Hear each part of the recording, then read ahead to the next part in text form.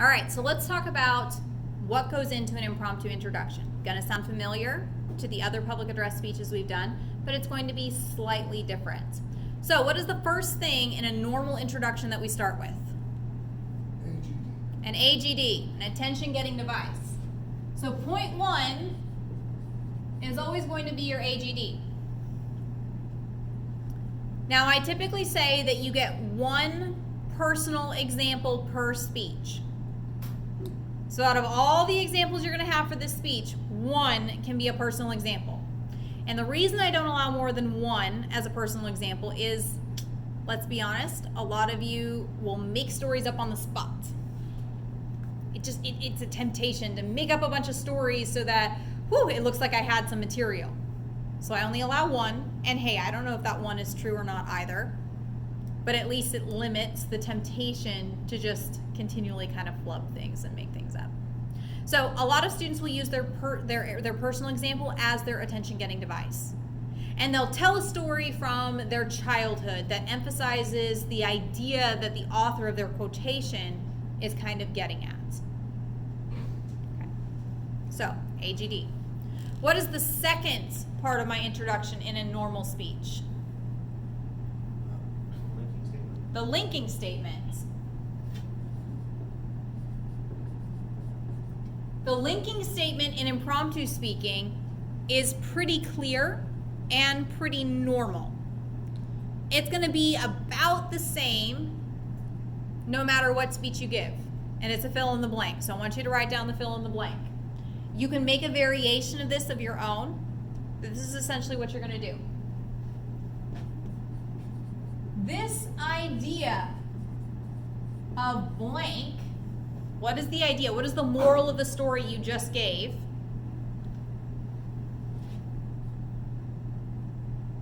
Well, you can say either is exemplified in today's quotation or can be seen in today's quotation.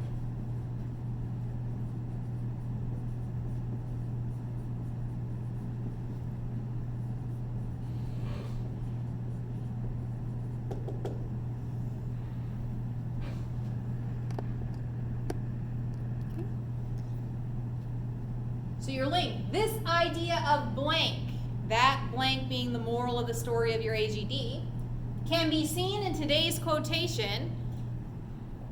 This is where we deviate. Step 3 is read the quotation. And do not forget the author. You are going to read the quotation word for word. And it is okay here. I know I've been telling you this entire semester, like note cards are for reference. They're not for reading. You shouldn't be reading from your note card. This is the one instance where you are given full permission to read it exactly.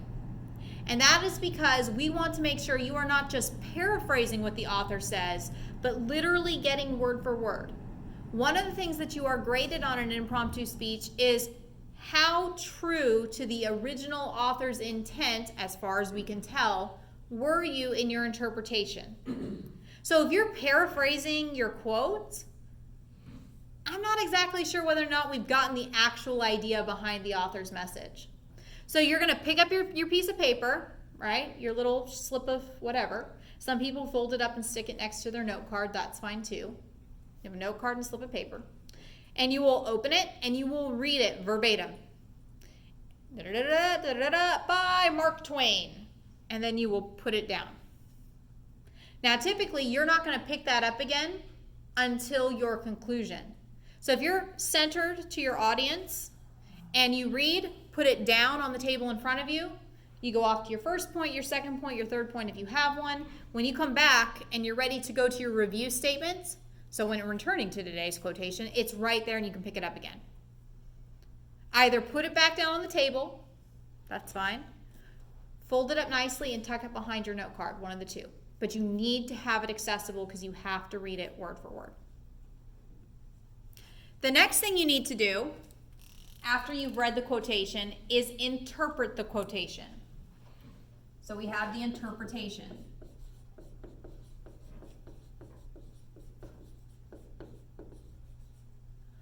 What is the author saying? Now, we're not to the point of do I agree or disagree with this. If you know something about the author, what is the context of this quotation? If you know it. For example, let's say it is Mark Twain and it's a quote from Huckleberry Finn. Maybe you remember back from whenever you read that book, something about life at the time Huckleberry Finn was written. You could provide some historical context if you want. But once you provided the context, you need to tell me, what are they saying? What do they mean here? What is the moral of the story behind this quotation? What is the value system that is being questioned or supported? According to the author, what must we do if we're really going to take their message to heart? If I was to absolutely 100% agree with this quotation, what does the author want us to do? How do they want us to live our lives, to modify the way that we interact with one another in our relationships? How do they want us to treat the environment, school, work ethic, whatever it is? What do they want us to do if we're going to take their message to heart and agree with them? The next thing you have is an agree or disagree statement, followed with your thesis.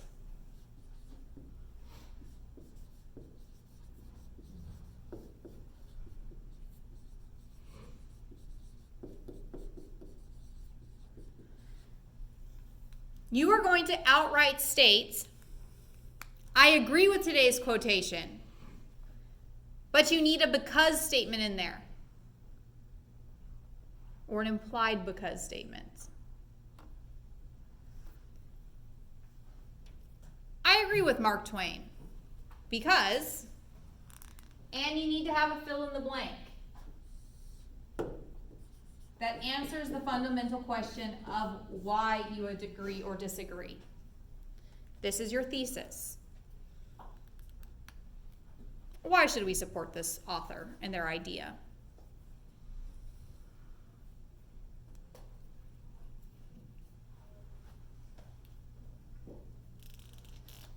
Then comes your preview statement.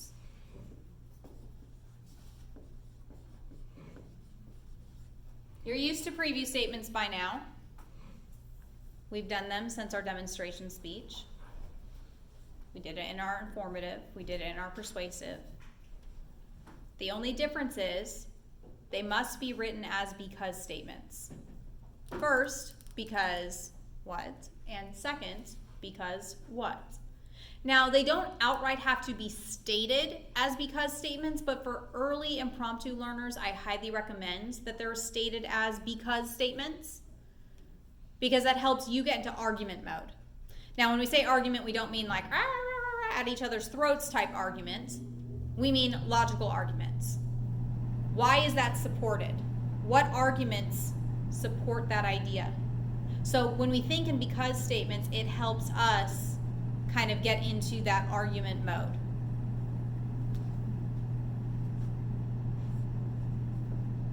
First, because blank, and second, because blank. Now, you might have a third, but you don't necessarily have to have 3 points in this speech. That's going to come in the next little lecture, whether you want a 2x2 or a 3x1. And then, of course, if we were outlining, which you don't, there's no official outline for this, this would become your Roman numeral 1, your Roman numeral 2, and your Roman numeral 3. But y'all, you are done with outlines. It's got to feel good. Not much different here. AGD, link, read the quotation, interpret the quotation, agree or disagree with the quotation, provide your own thesis, and then preview your 2 to 3 main points. Any questions on this so far? It's going to make more sense the more you watch the videos that are in. We have 2 years of impromptu championship final rounds. You will watch and listen, and you will start picking this up. You will see them doing this exact same structure, some better than others. Some of them are so frazzled by their quotation, they're like all over the place, and it's obvious. So I recommend you watch it from best to worst. Mostly because those first couple will be more on point, and honestly, the interpretation matters so much that it can change whether or not you could have some errors, some vocal flubs, you could have some distracting nonverbals. As long as your interpretation, your arguments are sound, it kind of like covers a multitude of sins in terms of speech etiquette later. Have a very strong introduction. Have a strong interpretation. My ex-husband was an impromptu national champion and did what's a somewhat rare thing to do is there's a panel of judges, we've talked about this before, panel of judges, each one ranks you differently. He took straight ones, which is rare, which means every single judge put him as the first place winner in their books. Usually like the first place winner has like a couple ones, but then like maybe some 3s and 2s, and then it averaged out that they had the lowest score, which is actually the highest score when you're ranking 1 through 6. And the reason I repetitively heard, I was not in the round, but the reason I heard that he won was mostly because of his interpretation. His interpretation was so on point and got and understood what the author was saying in a very complicated quotation that everything else just fell into place. Now, other speakers in the round had okay interpretations, but they didn't quite get an element of that quote. They had really good speeches that backed up their interpretation very well, but the interpretation was not just that little bit better, right? So it really does matter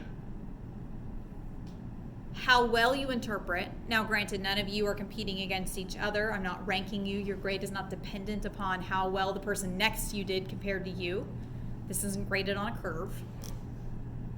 But I am concerned about whether or not you are starting to develop, as your first impromptu speech, are you starting to develop an idea for what an author is really saying? Because a lot of miscommunication in this world occurs over what I think or thought they said. Can't combine think and thought into the same word. What we think someone said, which may not be what they actually said or meant. We live in a world of the soundbite, right? The 5-second, 10-second soundbite, taking something out of context. Are we able to see through tiny little snippet into someone's lives through their words and figure out what they mean? That is part of the critical thinking involved in this particular assignment. Now that we've covered introductions, any questions before we move on to the rest of the body structure? All right.